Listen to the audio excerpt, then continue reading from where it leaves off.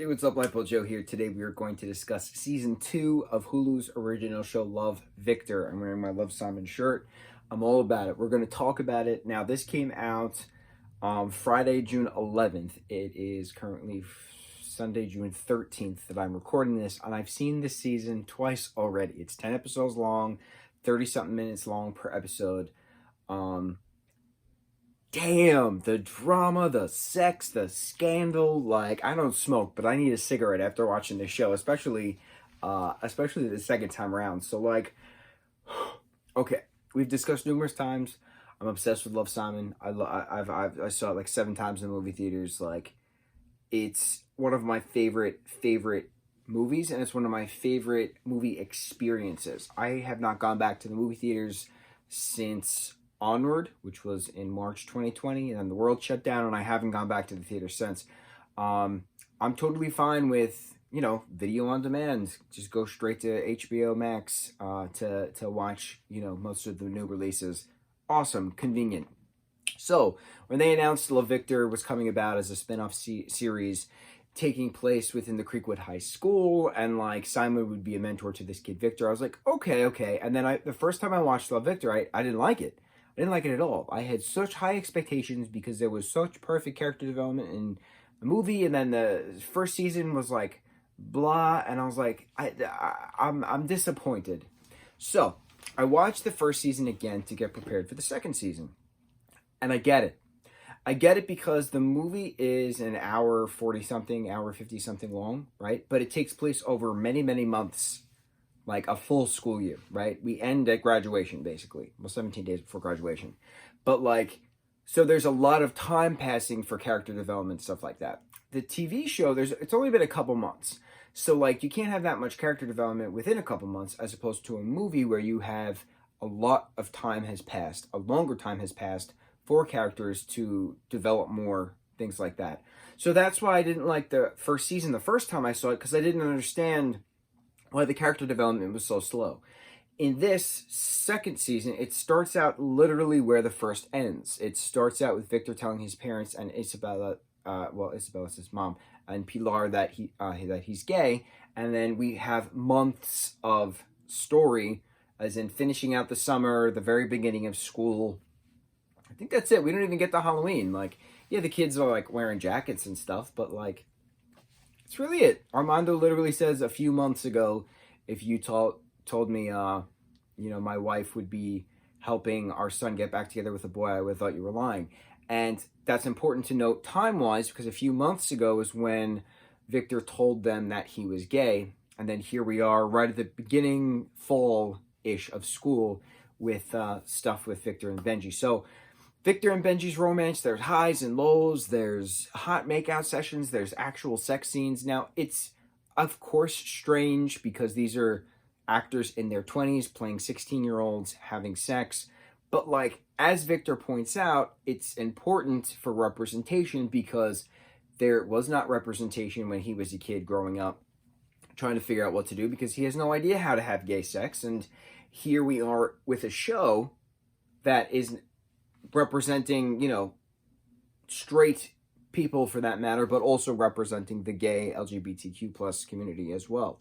So representation matters. That was the whole point of this show, and that was the whole point of that little speech that Victor gave Felix. So Felix and his mom and their stuff that's going on, her manic depression leading into bipolar disorder, Felix dating Lake, Lake's mom, Georgina Merriweather, played by Leslie Grossman, like perfect. That whole side story was just so iconic and deep, and like I did not expect that coming. And then you have Raheem, this gay Muslim kid who reaches out to Victor, and Raheem is a coworker of Pilar's at the pretzel place at the mall, but then Raheem also starts to like Victor after they hang out and skip school together. And Nicholas Hamilton, of all people, who is gay and who is awesome. He plays Henry Bowers in Stephen King's remake It, and then It Chapter 2. The astounding Aussie that he is. I am obsessed with Nick. Nick has been one of my favorite actors since I saw him in 2017's It, because he's just disturbingly convincing. when he puts on a portrayal. So for him to play this like muted jackass like to Raheem about preferences, like I believed it. And I was like, son of a bitch. But also it's Nick. So like you gotta love Nick. It was awesome. I remember when they were putting the casting announcements out for Raheem's character, and here he is on the screen, like Victor and Mia hashing out their feelings, and Andrew, played by Mason Gooding, like the iconic actor that he is as well, like being that ally towards everyone and trying to whip the basketball team into shape to make Victor feel welcomed, because some of them are being jackasses and very homophobic about it. But you know, things happen, and hair dye gets thrown around. Pink hair dye is a thing for the basketball team, and George's character Benji becomes a basketball boyfriend, who then does this whole cheer routine, hysterical. Benji playing guitar, the sex cabin episode, absolutely hysterical. Andrew and Felix moments together. Andrew's character developed into a human instead of a jackass, and Mia trying to find her place in the world, and Mia confronting her dad about not wanting to move to California because he got yet another job at Stanford, and he never puts her first because this takes place in Atlanta. Lake and Felix hashing some stuff out. Felix and Pilar getting together at the end. Mind blown. My favorite part about all of that is that Mason had a tweet a year ago saying that people shipping Felix and Pilar were out of their minds, that it was no way that spicy Latina would ever go for a basic white boy like Felix. And then he actually reposted it and quoted it like the other day, and he's like, man, this aged well. It's so funny. It's so funny because these actors and actresses are engaged in the community. They're engaged in being allies. They're engaged in the community that they are a part of in general. Those of whom are actually gay or queer or lesbian. But it's also important that they're very active within their fan base. And this season blew my mind of the character development. Especially on the Isabella character, Victor's mom, right?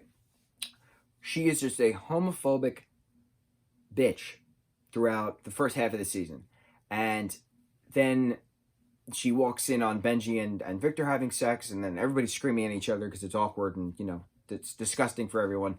But Adrian, the little brother, you know, wants to know why everyone's screaming, and then they talk to him the next day after Benji accidentally outs Victor, saying that, you know, he's his boyfriend, but like he's mad because Isabella's just being a bitch the entire time of Victor dating Benji.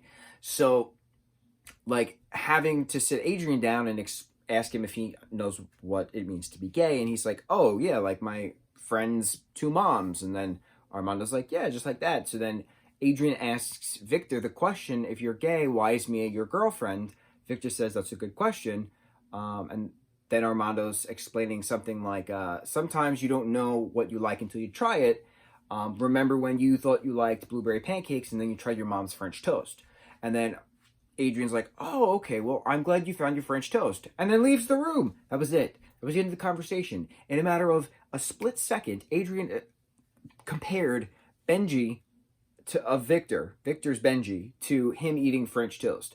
That it took him a while to figure out he actually likes the French toast more than the blueberry pancakes, and that's literally the example of Mia versus Benji for Victor. And he gets it. He got it. So, and he also references SpongeBob is gay, and it was a hysterical scene. But so then in that moment, Isabella is starting to try to figure out what's going on. And she's trying to pray the gay away for the longest time, having conversations with, you know, the priest of their church. But then the priest says to Adrian that Victor's going to hell because he's gay. So then Isabella flips out and says to the priest, you know, I in our family, we don't believe that, I don't know, something about Jesus' love and you know, the Bible's misinterpreted, something like that. And I was like, wow, because I hated this character so much because of the affair that forced them to move to Atlanta in the beginning of season 1 at the first place. But to show the character development of this homophobic asshole becoming an ally because she's trying, because she even says, your happiness is my happiness. If your heart is broken, so is mine. And she has to get to that point. You know, sometimes it's not a quick, I love you, I accept you, like we saw with Simon's parents, right? Well, specifically Simon's mom in the movie. in the case of Isabella and Armando, they had to figure out their own way of unlearning all of the hatred that they learned their entire life. And they talk about that. Religion is a disgusting tool used for hate. That's it. That's it. That's all it is. So to have Isabella try to figure out that religious side, but then Armando try to figure out how to actually talk to his son, he goes to this thing called P-Flag, which is a pride flag meeting for parents with teens that just, came out of the closet. And Jack Spear, our one and only beautiful Josh Duhamel of all people, is the one running it. When he popped on the screen, I had no idea he was in this, running this, and talking about when his son Simon came out, I flipped.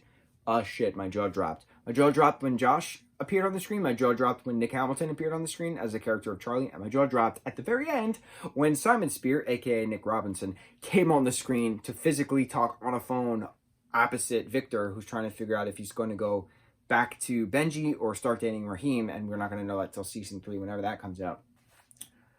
But to have Simon in, very Brooklyn clothes in a beautiful Brooklyn apartment with long hair, wrapped behind his ears, and sideburn, but then also beard, I freaked out. If we're looking at the timeline of this, right? So in 2018, when the movie came out, he was leaving high school at 18 years old. And then 19, 20, 21, 3 years later, he'd be 19, 20, 21. So he would be 21 years old in this particular movie, in this particular season. So he would be freshman, senior, junior of college alongside Bram and their friends. It's a different apartment as we saw in the first film, but first season. But also to have Nick Robinson as a producer on this show, communicating with Victor here and there on certain episodes, not every single episode via text or voicemail, but having him actually on the phone saying, "Don't be a stranger to Victor," because Victor's happy he finally has people to talk to. I'd accept him for being gay, that, to continue the friendship, but we don't need to see Simon anymore, technically. Of course I want to see Simon, but to see a 21-year-old Simon with a beard, I freaked out, because this is my boy Nick, our beautiful Simon, and we've seen his character development. To see him happy and smiley with a beard and long hair in a Brooklyn apartment, it's so beautiful. Beautiful. That's the best way to explain season 2. I have been rambling for, I don't know, 13-ish minutes, give or take. I'm so impressed with this season. That's why I had to see it twice before we actually talked about it. I'm blown away. Blown away. I can go on more and more and more, but the best thing I can say is representation matters. Do you understand how important this show is right now? Especially to kids in the closet, especially to kids questioning.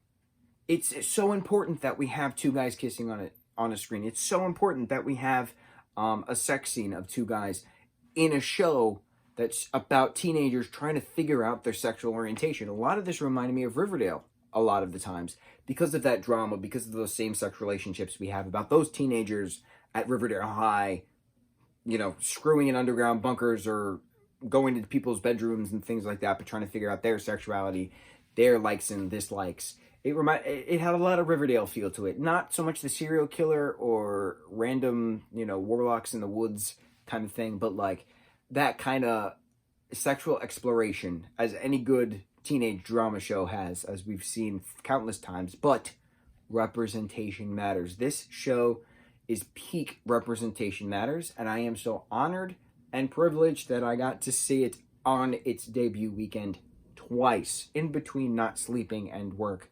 But it's been a long weekend, and we'll see what the week brings. To that, you are not alone. You're not alone. In the words of Simon, I'm just like you. And I hope you can find an opportunity where there is a Victor for you, there is a Simon for you. You're not alone. You could message anyone within the hashtag of the LGBTQ, and they will respond with something to help. It's just how this works. It's how this community works. Representation matters. You matter. You are not alone. Mucho mahalo.